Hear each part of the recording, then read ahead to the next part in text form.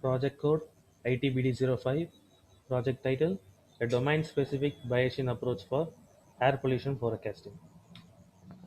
Air pollution. Air pollution is basically caused by vehicles or factories, which is detrimental to human health and the planet as a whole. Okay, we'll be facing a huge air pollution problem like Delhi, and we'll be dealing with the data gathered from various sources like various areas of Chennai.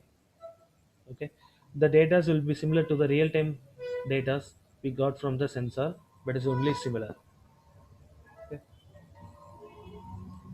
so we'll be using the Hadoop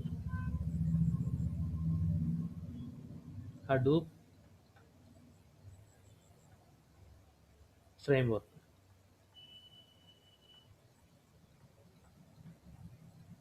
Okay, the existing concept. Okay, the existing is basically MySQL database. Okay, we'll be storing the data inside an Excel or MySQL database. So the basically the data are viewed using the Excel format like a rows and columns. Okay, we'll be seeing the data using .csv format. Okay, so what are the drawbacks in the existing concept? The drawbacks are mostly limitation of data. That is, for Excel, we'll be only having up to 65,536 rows, and for the MySQL, only up to 2 GB can be viewed even using the high spec computers. Okay, viewing. If you have to do simple calculation, the processing time will be higher. Processing time higher. Okay, and also the maintenance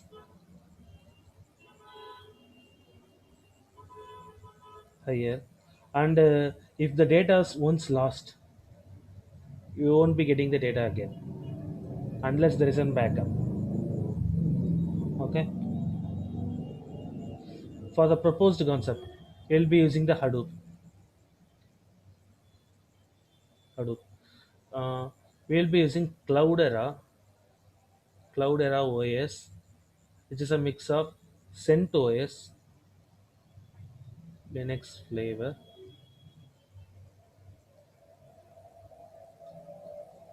plus Hadoop installed.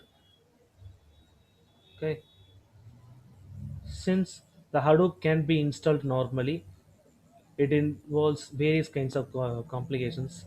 So the Cloudera is the best way for you to understand the Hadoop. Okay, it is a framework which is consist of various numbers of tools, but we'll be using the tools mostly is Scoop, Hive, and MapReduce. Okay, so in this proposed concept, there is HDFS, which is basically a storage where we'll be storing all the data, and if there is a 2 to 3 computers, that is 2 to 3 resources are connected in a cluster, the same data will be stored in more than one cluster.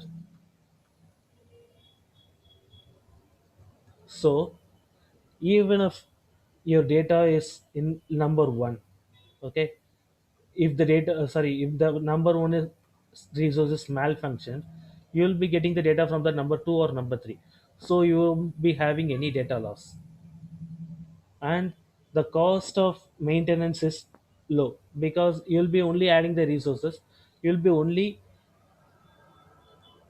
using the server, so you just have to maintain that, you won't be having any extra charges, and the processing time also will be higher. Processing time will be higher because we will be using the MapReduce, so there won't be any data loss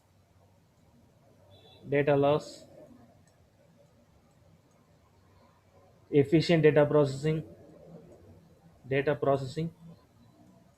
using MapReduce scalable, which is basically if you're going to add new resources, that is any computer into the cluster, it is basically easy. You just have to add that. There won't be any complications, and you'll be getting, for example, 360 GB. If you're already having that, you're going to add 120 GB, so totally for 480 GB. It's just like that. There won't be any complications, so it is basically scalable and cost effective. There won't be any extra charges for the maintenance or like storing a hardware in a warehouse. There won't be any. So MySQL is at existing after you store 10 years of data, 10 years of data in the MySQL, in the hard disk. You'll be needing at least 30 hard disk for that.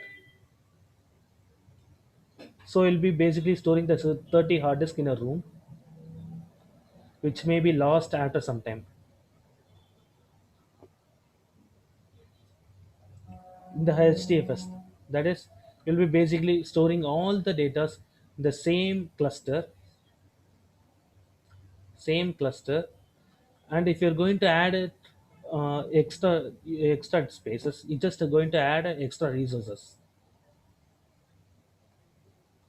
and a map reduce for the processing time. If you add a cluster that is 120 GB with a 4 GB RAM, it will be taking the storage for HDFS space, okay, and the processing time from the RAM. So if you're connecting the same PC, this same PC, spec PC, in the four computer in the same cluster, so basically you'll be getting a 16 GB processing time. So for each resources, you'll be getting the extra processing time. Okay, so that's the use of MapReduce. It will conduct an parallel analysis, parallel processing.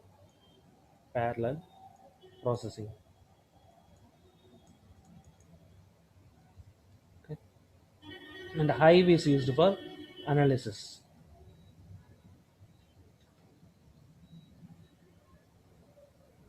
It basically uses a HQL, uh, which is derived from the SQL part.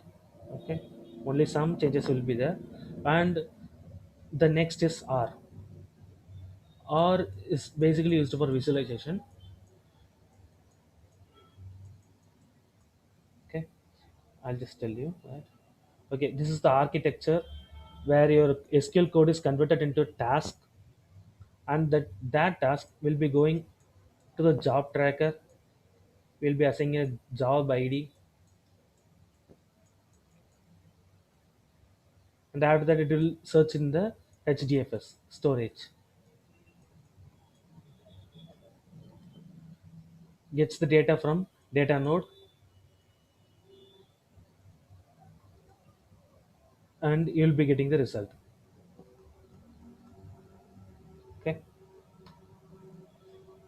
big data is popular usages, social media like Facebook, Twitter. Okay, Spark. This is the future enhancement where you're using the live data analysis. That is,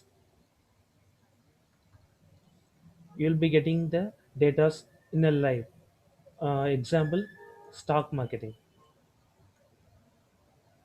You'll be getting the data in a 10 to 15 seconds, and the result will be changing based on that, based on the data. So these are all the software used. MySQL. MySQL is existing. We'll be using that to compare the old to new. And R for the visualization. Visualization will be using the charts like bar chart or pie chart. Okay? And the Hadoop proposed is the same for the Cloudera. Hadoop will be using as a Cloudera OS, and you will be getting a lot of tools inside that. And this is the minimum requirement for your system to start the project. Minimum requirements.